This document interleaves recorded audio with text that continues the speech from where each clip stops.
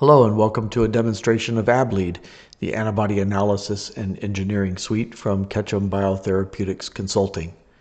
Today I'm going to show you a humanization demonstration. I've loaded a project called Humanization with a sequence called mouse-seq. You can see in the main grid that the system has determined that the light chain and the heavy chain are indeed mouse. The VL and the VH germlines are indeed mouse. And if I scroll over to the determination of the OA sign, the peptide representation in OAS, that it has very low scores for humanness for this sequence. Not surprising because it is a mouse sequence. So we'll select this entry to humanize, go to the edit menu and choose the humanization tool. There's a lot to see in the humanization tool, so I'll break this down.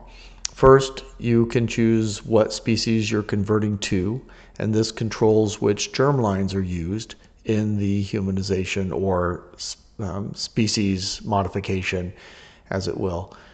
So if you were to choose to mutate from mouse to rabbit, for example, it would choose rabbit germlines for you to species graph to.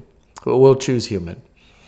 You can choose the number of germlines that you'd like to show. For the purposes of this demonstration, I'll just choose 5 to compress the interface, but if you're looking for a particular germline, you could certainly expand the number of germlines. Find that germline for a template modification. You can also change the sort by.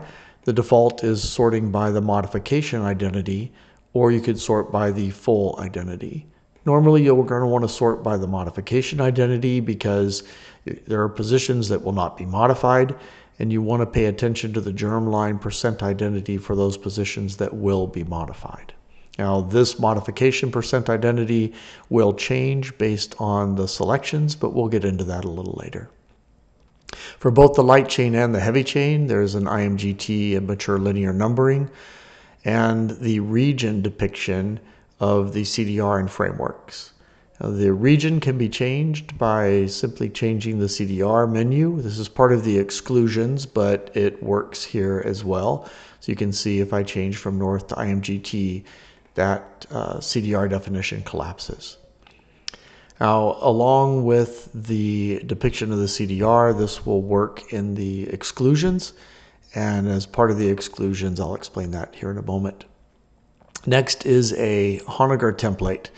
This is a template of masked residues that should be maintained for a germline to germline conversion.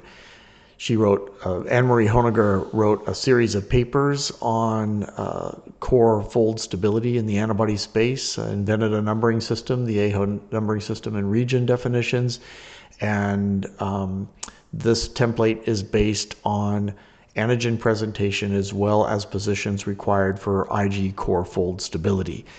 I've used the Honegger template for humanizations multiple times. It has been very successful.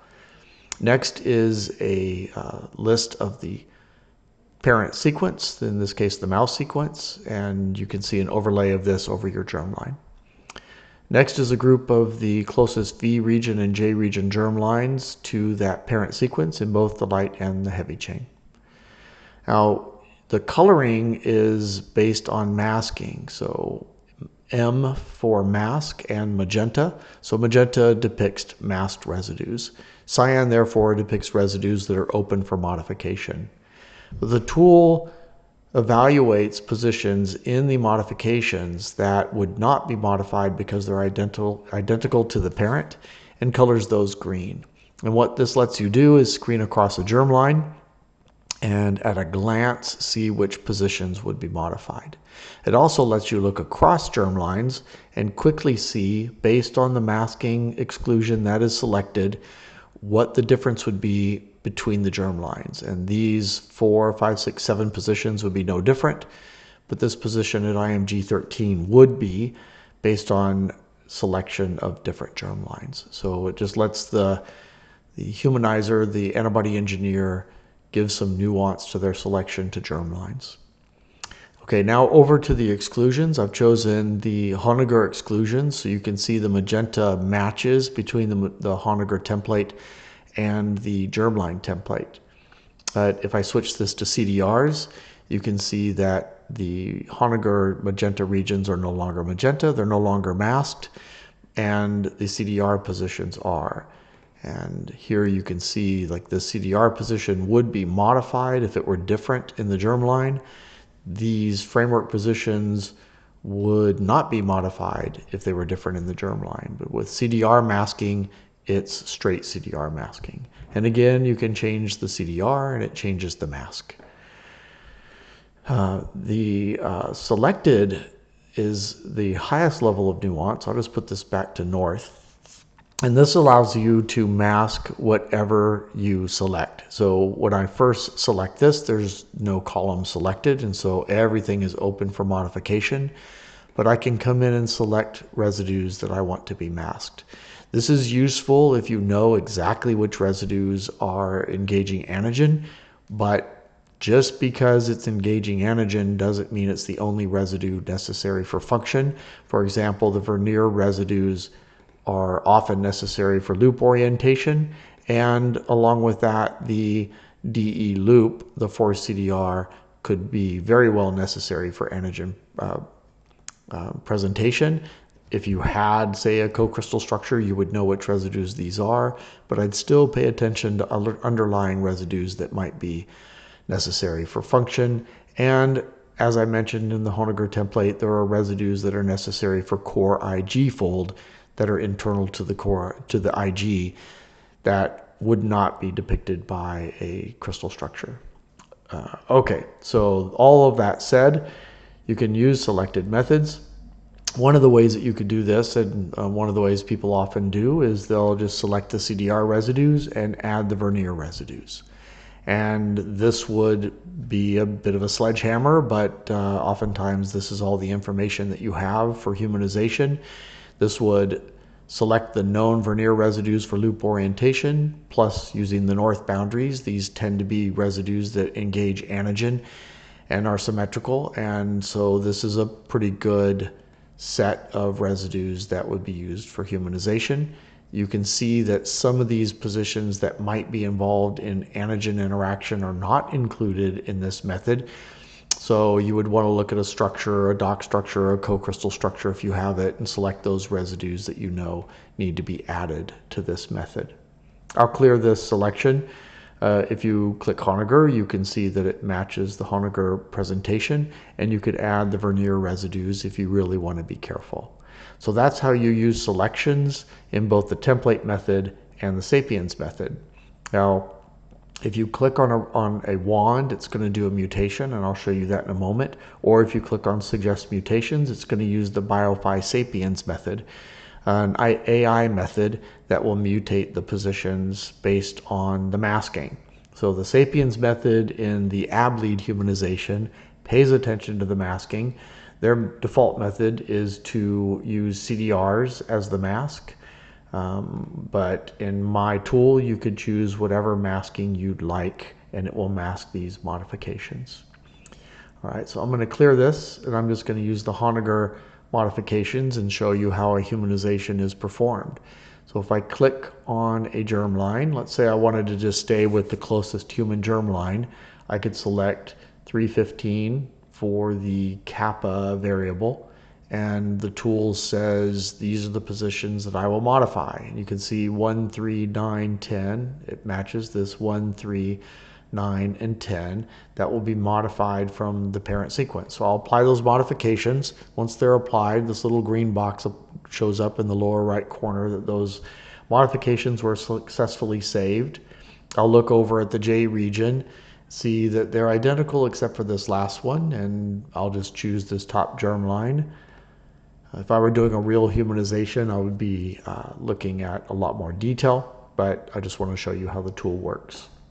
Again, in the heavy chain, I'll choose the top germline for the V region, and they're all identical in the J region for these top 5 except for that last serine. It's changing TVSA to TVSS as it should be. So I'll choose this germline as the top germline. Okay, so I've chosen 4 modifications for the V, J, V, and J, and these get populated into the engineering tool. So if I come back to the main grid, you can see there's a dot here showing that engineering modifications have been made. So I'll click Edit and go into the engineering tool, and there they are. Now, if I move this over, you can see that in the notes, it's depicted as a mouse to human modification, and the group has been automatically assigned to the germline that was selected in order to force that modification into the engineering tool. Now, if you were to do multiple humanizations, and I would suggest doing multiple humanizations to one parent, you would either have to duplicate the parent back in the main grid to track its mutations, or delete these and start over. Neither of those options is a good option, so I built a set method in engineering. So we'll make a set name, and let's just call this hum template. And I think I misspelled that.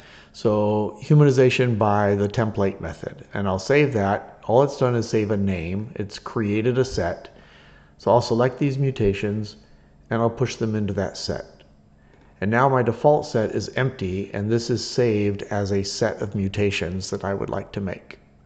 So let's use this to build a humanized sequence. If you wanted to just take the tools modifications, you could just click select all.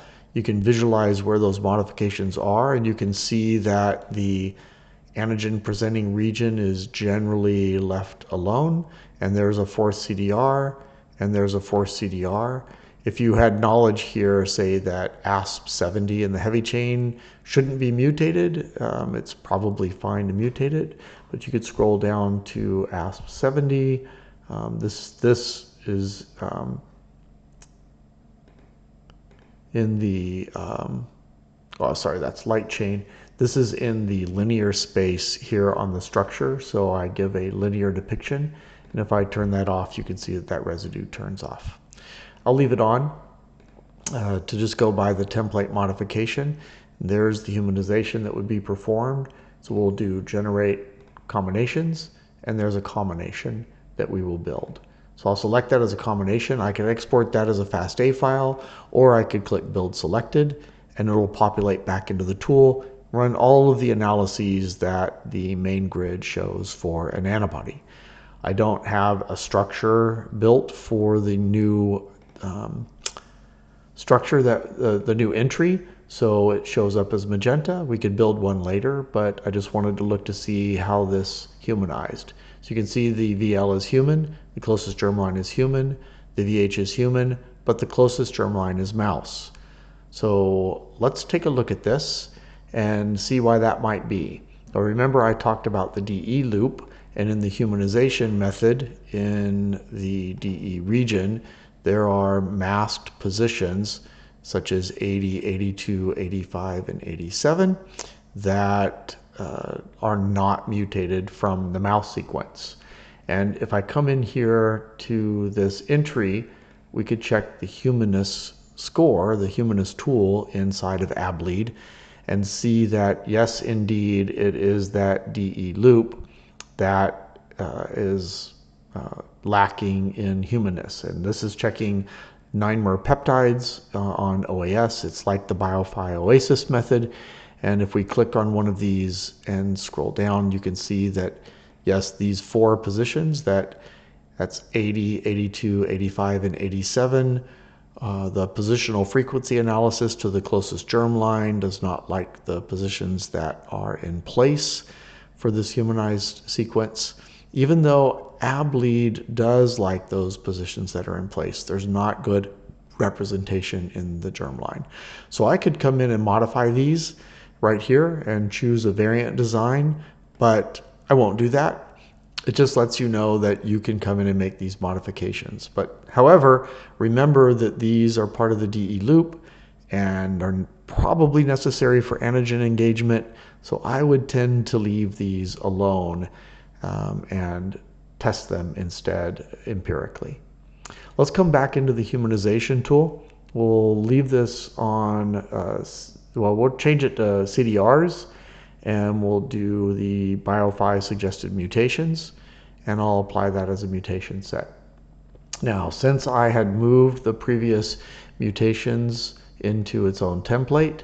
These now populated default, so I will make a new set name, and I'll call this Hum Sapiens, typing with one hand, my apologies. And then I'll select these and move them into the Sapiens set. So then when I come into the Sapiens set, I can choose these, generate those combinations, and you can see what's mutated. It's less of a set than was done for the previous humanization by template, and you can see that there are positions that are modified here in the DE loop that I don't like, but I wouldn't actually just do a CDR masking. I would do a more nuanced masking, but this is just for the purposes of evaluating the tool. So I'll build this Sapiens method with CDR masking into the main grid, and we'll see how it does for humanness and humanization. This will just take a moment, and there it is. We'll return to the tool, and we'll come in here and look at the Sapiens method. You can see that it humanized as well, but both of its germlines are mouse. So let's come back to this template and look at a germline analysis, and I'll turn on both human and mouse, and I'll set this to say 10, and it's here that we find the closest human germline. So in the human V region, the first 5 germlines, closest germlines, are mouse. But the difference is only 1.9 percentage points. So it's not too much of a difference, and these regions were masked. Remember, this is using the Honegger masking, but there are those positions 80, 82, 85, and 87 in the DE loop that were not modified, and that's likely causing a lot of that differentiation that's making it be called a mouse sequence. So that's an overview of the humanization tool, how to use the humanization in engineering sets, how to evaluate the humanness of a humanization design. Next, after doing this, I would take this into a liabilities analysis to do further repair on post-translational modifications and to help repair the overall stability as if it were a sequence that were derived from a human. Before I did that, I would build models for these so that I could use that in the liability tool to visualize where liabilities might lie on the sequence and the structure. So I hope you've found this interesting. Please reach out if you'd like a demonstration. Thank you.